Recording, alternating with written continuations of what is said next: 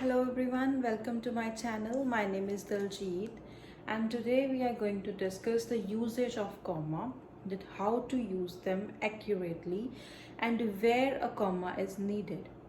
Okay, so the first thing is comma, everybody knows, I know. So I'll start from the basic. The first rule says that use commas to separate items in a series of three or more things. When the things are three or more, then we use a comma to separate them. And the item, the separating items, that may refer to a noun, verb, or adjective. It can be any of these three. Okay. The first thing is, these are the examples that I have written. The first is, I bought eggs and bread. Here no comma is needed because there are only two of them.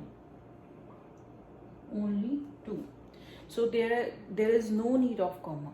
The second one is, I bought eggs, comma, cheese and bread, because there are three items. So we have separated these with a comma.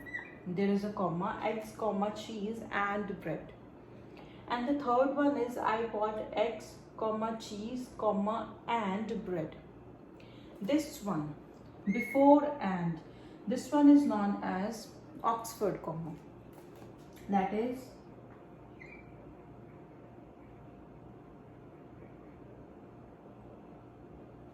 you want to use this one before and, or you don't want to use, this is optional.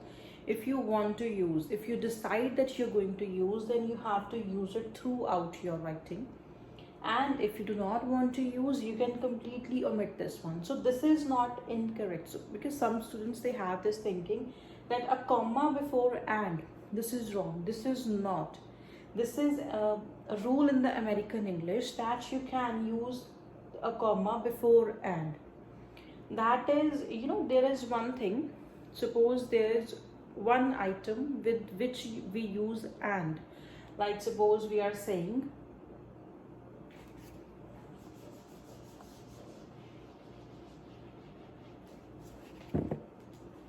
I bought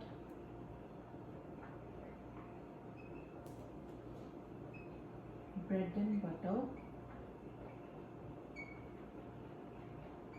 I'm just considering it as a one, that I am putting and here, comma, eggs, comma and cheese. So this means this item is considered as one. This comma and means these are 1, 2 and 3 items. This means this item, this is one because we have used and here. This is one item, this is second item and this is third, because we are segregating them. We are separating them with commas. This is the usage of this comma before and, the Oxford comma. We do not use it. We do not use it. But if you use it, if you think you should use, if you want to use it throughout your writing. And comma, it shows that these items are different. These are 3 items, these are 4 items. The last one we ended up with and. Okay, so this is the very first rule, that we have to separate items in a series or in a list. It's a list. These 3 items are in a list. We are separating them with commas. Okay, we will discuss the second rule after this. The second rule says that we have to use a comma to separate independent clauses when they are joined by these conjunctions. These are fanboys. It's just a short form to learn. The first one is for, and, nor, but, or, yet and so. We call them fanboys so that we can learn them easily. And how we have to use them, these are the examples. I want to buy a car, but I don't have money. These two are independent. I don't have money and I want to buy a car. 2 sentences are there those are joined by these conjunctions, but they are independent. They are not dependent on each other, and they're connected with these conjunctions. So what we have to do is we have to put a comma before the conjunction. This is a conjunction, but I am really tired today, so I will sleep early. I will sleep early and I am really tired today. Both are independent. So we have to put a comma before so. This is how we put a comma when two different independent clauses are there.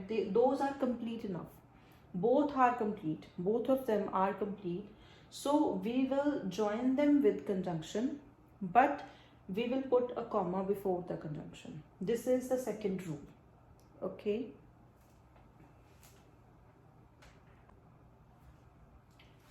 The third rule says that we have to use a comma to separate a dependent clause from an independent one. Independent one is which is complete, and dependent is which is not complete, which is incomplete.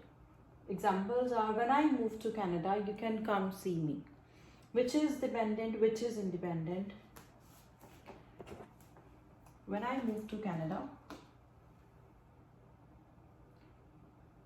this is dependent and this is independent. You can come see me. Okay. When I grow up, this is dependent. I want to be a teacher. This is independent. And now we have to separate both of them. How we will separate? When I move to Canada, comma, you can come see me. When I grow up, I want to be a teacher.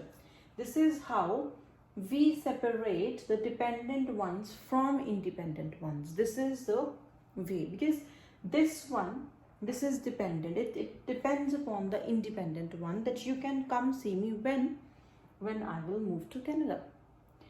I want to be a teacher. And this one, this is incomplete. When I grow up what? So this is incomplete, this is complete, this one is dependent clause, and this one is independent. And when we have to separate dependent from independent, we will use a comma. But there is one more thing. We can turn them around. We can write the independent one first, and then we can write the dependent one after that. That you can come see me when I move to Canada. Then there is no need of comma.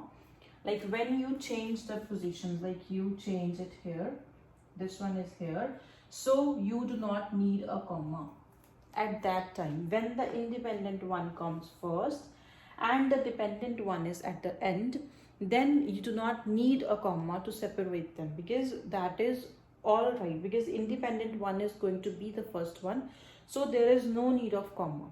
Comma is needed when the sentence, it starts from the dependent clause.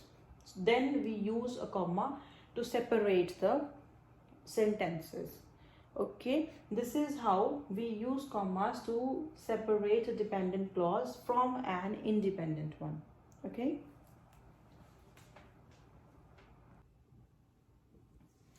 The rule number 4 says that we have to use a comma to separate any word or phrase from the rest of the sentence that is not essential to the sentence meaning.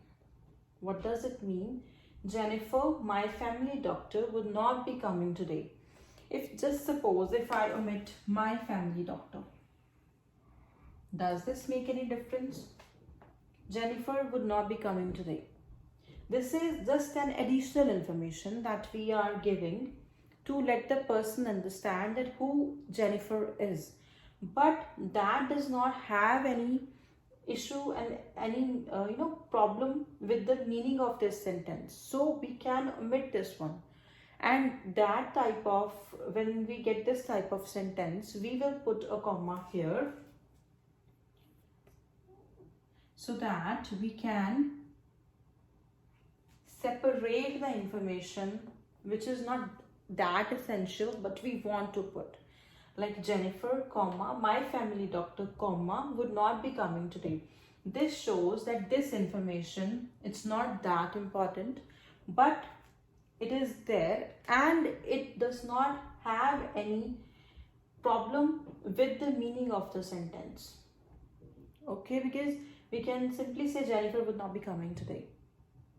Fine. The next one is coffee. My favorite drink is easily available. Coffee is easily available. This phrase, it's not needed. You will put a comma here. That shows that this is just an additional information that we are putting here. This is not very important, but we want to tell. We want to give information. Or maybe you can simply say, my family doctor, comma, Jennifer. If you do not want, like, you can write it this way also. My family doctor,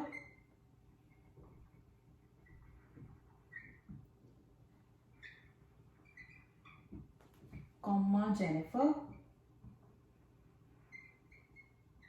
comma, would not be coming today. So this one is the one which is not essential and which doesn't change the meaning. The one which is coming here, like my family doctor would not be coming today. So meaning is not changing. So that's why we can separate that word or phrase with a comma. Fine. The next rule, which is the fifth one, it says that we have to use a comma to separate a quotation from the rest of the sentence, the inverted commas which we call. It is, I am exhausted, Veronica said. This is what Veronica said. This is the exact thing she said. So we will be putting a comma here so that we can separate the quotation and the simple one. The second one is, his girlfriend yelled, why are you late? This is what she said, and we will be separating them with a comma. Just see the position of the comma. The quoted one is in the starting. We will write, I am exhausted, comma. Then you will close these quotation marks and you will write it. When his girlfriend yelled, it is in the front. The quoted one is at the end. You will put a comma here like this. So this is what you need to understand. This is what you need to learn when you are learning how to use commas. Okay. The rule number 6 says that we have to use a comma when a sentence begins with an introductory word or phrase. That is, hey, how are you? Sorry, I won't be able to come. Yes, I got your message. Unfortunately, I was unable to join you. These 4, hey, sorry, yes, unfortunately, these are introductory words. And we need to put a comma to separate these sentences, because generally when we say, hey, how are you? Then there is a pause. So that shows that we have to use a comma here. Like here when we say, sorry, I was not able to meet you. Yes, I got your message. So there is a pause. That pause is this comma. Okay, so you have to understand that when there is any introductory word or phrase, you have to use a comma to separate the phrase or word with the rest of the sentence. Okay. The next rule, which is rule number 7, it says that we have to use a comma to separate the name of a city from a country or state. The example is, I live in Vancouver, comma, British Columbia. I am from Ludhiana, comma, Punjab. So this is just to separate the city from a country or state. City, we have to separate the city from a country or state. The city has to be separated. This is the rule number 7. Any city, any state, any country, you have to put comma to separate the city from the country or the state. This is the rule number 7. The next rule, which is rule number 8, it says use a comma to separate the day of the week, the day of the month, and the year. Example is, today is Friday, comma, November 27, comma, 2020. We have separated them with a comma. The second one is, Laura was born on Sunday, comma, May 13. Third one is, please join us on Saturday, comma, October 20, comma, 2020 for our son's birthday. Now the change is, you'll put a comma here. you put a comma here, and you will separate 2020 when it's in continuation. This is in continuation. Here it was full stop, so it just ended there. But when the sentence is in continuation after the year, you have to put a comma. Here you have to put a comma. Okay, this is the rule number 8. The last rule, which is the rule number 9, it says that we have to use a comma before and after words that are used to interrupt a sentence. Just the interrupting words, like she, comma, however, comma, does not like to get up early. We did this before, but I just wanted to tell that however and on the other hand, when we use them like this, then also we have to use a comma. She, comma, however, because the meaning, if we do not write however, the meaning is complete. This sentence is complete. She does not like to get up early. Okay, but when we are writing such kind of interrupting words or phrases, then we have to put a comma that says that she, comma, however, comma, does not like to get up early, and then John, comma, on the other hand, comma, gets up early. The meaning, John gets up early. This is a complete sentence, but we are writing this, so we have to separate them with usage of a comma. This is how we use commas. We have discussed 9 rules, that how we should use commas and where to use them, the correct usage.